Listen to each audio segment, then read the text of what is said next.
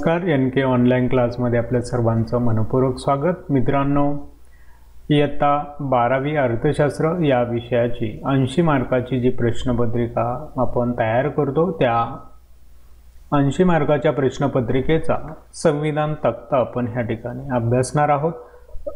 असा संविधान तक्ता प्रत्येक शिक्षक आपापल्या पद्धतीने तयार करू शकतात। त्यांना फक्त एक मार्गदर्शन व्हावं या हेतूने आपण हा संविधान तक्ता ह्या ठिकाणी बनवत आहोत। या संविधान तक्त्याचा वापर करून आपण क्वेश्चन पेपर इजी आणि खूप कमी वेळात तयार करू शकता। एकदा फक्त तुम्हाला स्वतःचा हा तक्ता तयार करून ठेवणं गरजेचं आहे। ही माहिती आपल्या शिक्षक बंधू भगिनींना व्हावी या हेतूने आपण हा व्हिडिओ बनवत आहोत।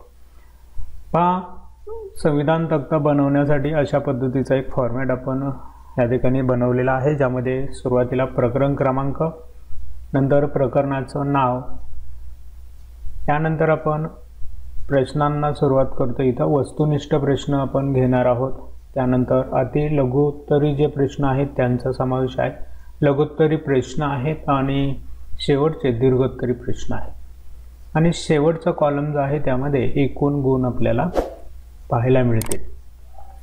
वस्तुनिष्ठ प्रश्नांमध्ये प्रश्न पहिला समाविष्ट होतो, म्हणून पहिला प्रश्न आपण ह्या ठिकाणी पाहणार आहोत। अति लघुत्तरीमध्ये प्रश्न दुसरा जो आहे, ज्यामध्ये संकल्पना ओळखा आणि फरक स्पष्ट करा 2 मार्काचे प्रश्न आहेत, त्यांचा समावेश होतोय। लघुत्तरी प्रश्नांमध्ये प्रश्न तिसरा, प्रश्न चौथा आणि प्रश्न 5वा असे 3 प्रश्न आहेत की जे 4-4 मार्कासाठी विचारले जातात। आणि दीर्घोत्तरी प्रश्नांमध्ये 8 मार्काचे प्रश्न आपण विचारात घेणार आहोत। ॲक्च्युली संविधान तक्ता जो आहे तो वेगवेगळ्या पद्धतीनेही बनवता येतो। इथं आपण विचार केलेला आहे तो एक आदर्शयुक्त प्रश्नपत्रिका म्हणता येईल अशा पद्धतीची क्वेश्चन पेपर असाही संविधान तक्ता तयार केल्यावरती आपण बनवू शकता। कमी वेळेमध्ये अशी प्रश्नपत्रिका ह्या फॉर्मॅटद्वारे करता येते। यानंतर मी दुसराही एक संविधान तक्ता तुम्हाला दाखवणार आहे, त्यामध्ये वेगळ्या पद्धतीने आपण क्वेश्चन पेपर कशी बनवायची ते देखील पाहणार आहोत। इथं प्रथम आपण प्रश्नांनुसार विचार केलेला आहे। प्रश्न पहिल्यामध्ये आपल्याला माहिती आहे 4 प्रश्न दिले जातात, अ, ब, क, ड असे 4 प्रश्न असणार आहेत। या 4 प्रश्नांचा समावेश आपण ह्या ठिकाणी विचारात घेणार आहोत। प्रश्न दुसरा आहे, त्यात देखील 2 उपप्रश्न अ आणि ब आहेत, त्यासाठी आपल्याला या ठिकाणी कॉलम केलेले आहेत। प्रश्न तिसरा जो आहे त्यामध्ये अ ब कडे नाही आहे, थोडक्यात उत्तराचा प्रश्न आहे तो। चौथा प्रश्न हा सहमत आहात की नाही याच्या संदर्भातला आहे, तिथेही उपप्रश्न नाही आहेत। 5वा प्रश्न तक्ता उतारा आकृत्या यांच्यावरती आधारित असलेला प्रश्न आहे, तिथेही तुम्हाला उपप्रश्न नाही आहेत। आणि प्रश्न 6वा जो आहे सविस्तर उत्तरांचा प्रश्न आहे। अशा प्रकारे आपण ह्या ठिकाणी फॉर्मॅट बनवलेला आहे, यानुसारच आपण प्रश्न विचारात घेऊयात। पहा, प्रश्नपत्रिका तयार करत असताना बोर्डाचा नियम विचारात घेऊन पहिल्या प्रकरणाचा जर आपण विचार केला, सूक्ष्म आणि स्थूल अर्थशास्त्राचा परिचय, तर या प्रकरणामध्ये आपल्याला प्रश्न पहिल्यामध्ये अ मध्ये एक प्रश्न, प्रश्न पहिला क मध्ये 1 मार्काचा प्रश्न, प्रश्न तिसऱ्यामध्ये एक प्रश्न आपण विचारणार आहोत, 4 मार्काचा प्रश्न आहे म्हणून मी 4 या ठिकाणी लिहिलेले आहेत। आणि प्रश्न चौथा सहमतमध्ये देखील मला एक प्रश्न विचारायचा आहे, तिथंही 4 मार्काचा प्रश्न असल्याने 4 गुण होतील। असे टोटल जर आपण ह्या गुणांची केली तर 10 गुण होतील। या प्रकरणाला बोर्डाच्या गुण विभागणीनुसार 10 मार्क असल्याने प्रश्न असे टाकायचे की त्याचे 10 गुण झाले पाहिजेत। मी इथं जे अंक लिहिणार आहे ते गुणांचेच विचारात घेतलेले आहे, प्रश्नांचा आकडा मी संविधान तक्त्यामध्ये आता देत नाही आहे, कारण जर प्रश्नांचे आकडेही लिहायचे म्हटले तर लिहिता येतात, परंतु खूप त्यामध्ये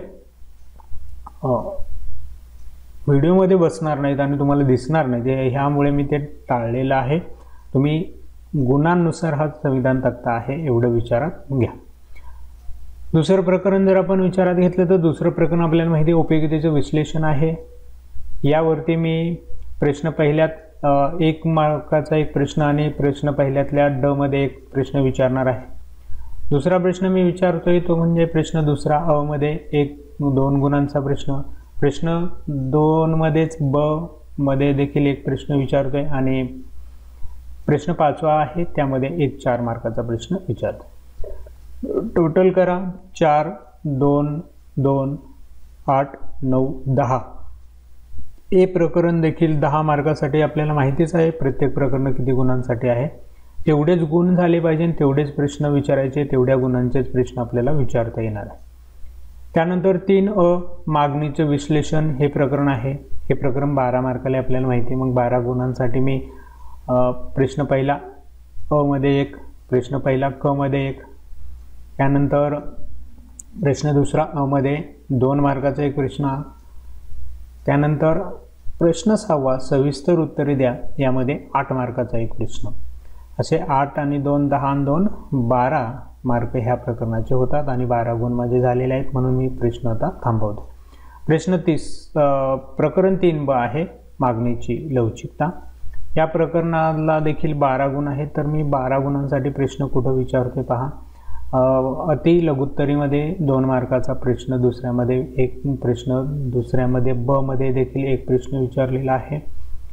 त्यानंतर सविस्तर उत्तरे त्यामध्ये 8 मार्काचा एक प्रश्न विचारले। 8 आणि 2 10 आणि 2 12 असे या प्रकरणाचे देखील 12 मार्क झालेले आहे।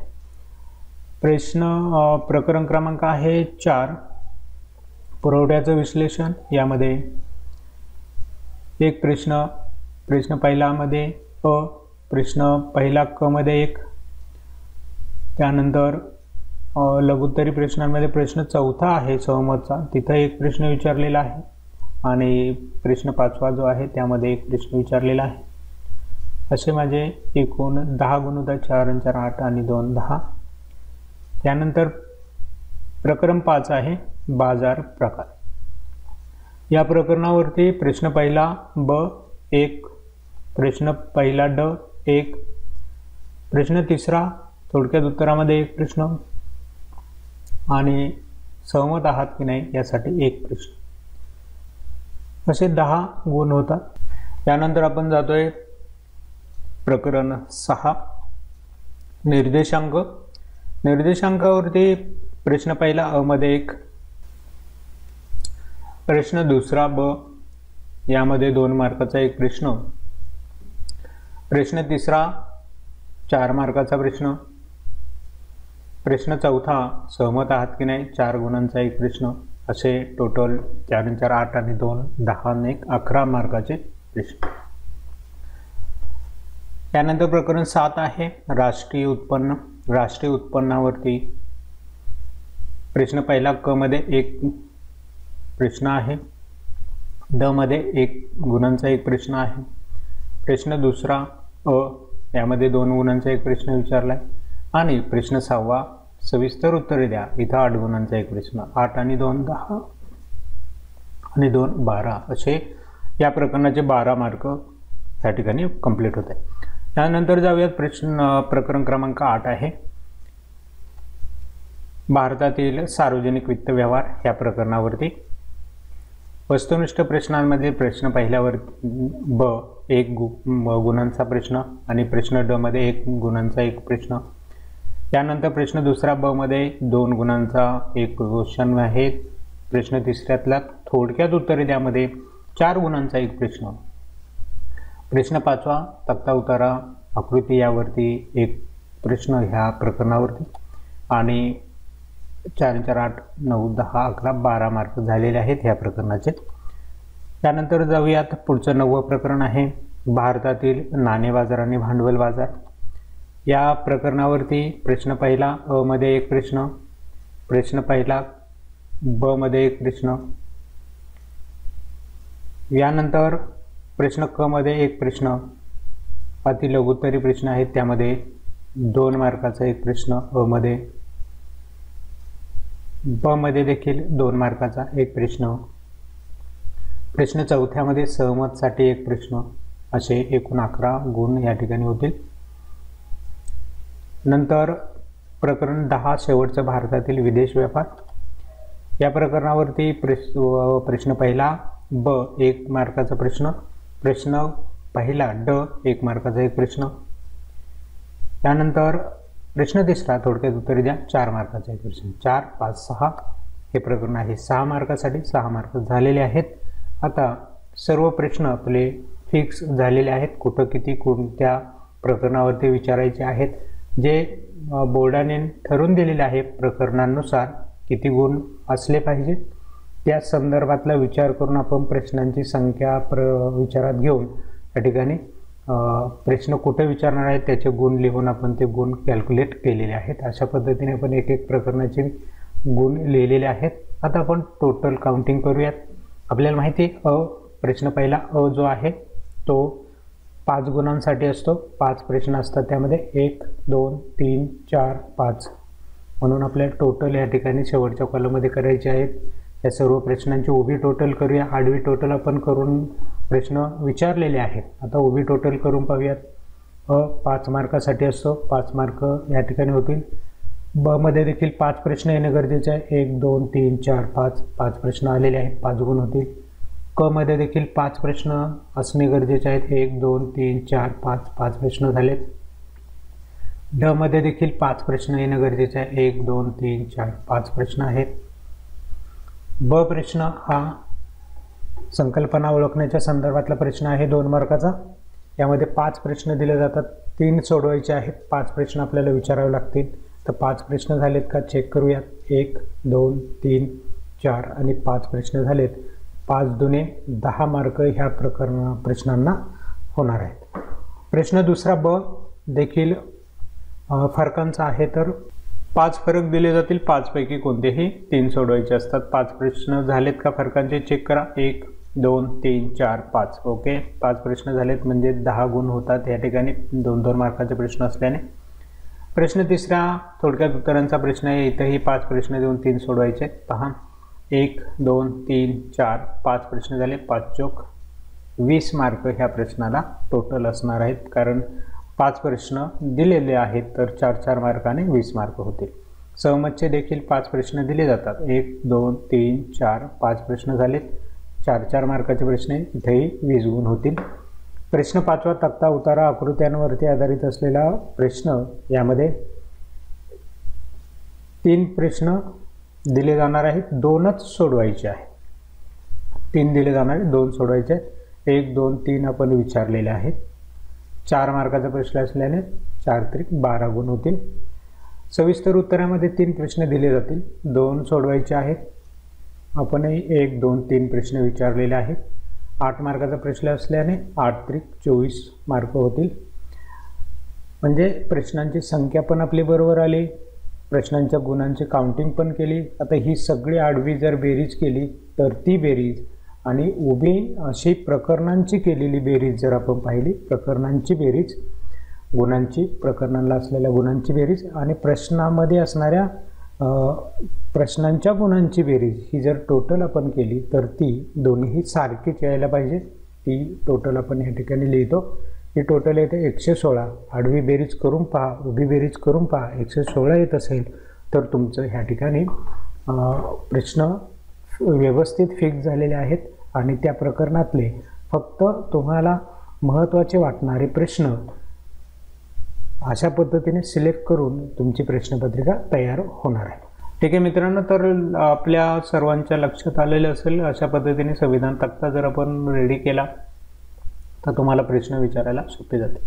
हा एक मी आपल्या अंदाजासाठी आपल्याला अंदाज यावा कशा पद्धतीने प्रश्नपत्रिका आणि संविधान तक्ते बनवायचे आहेत याच्यासाठी बनवलेला हा तक्ता होता। इथं तुम्ही तुमच्या पद्धतीने सविस्तर उत्तरामध्ये कुठल्या प्रकरणांवरती प्रश्न टाकायचे तुम्ही ठरवू शकता।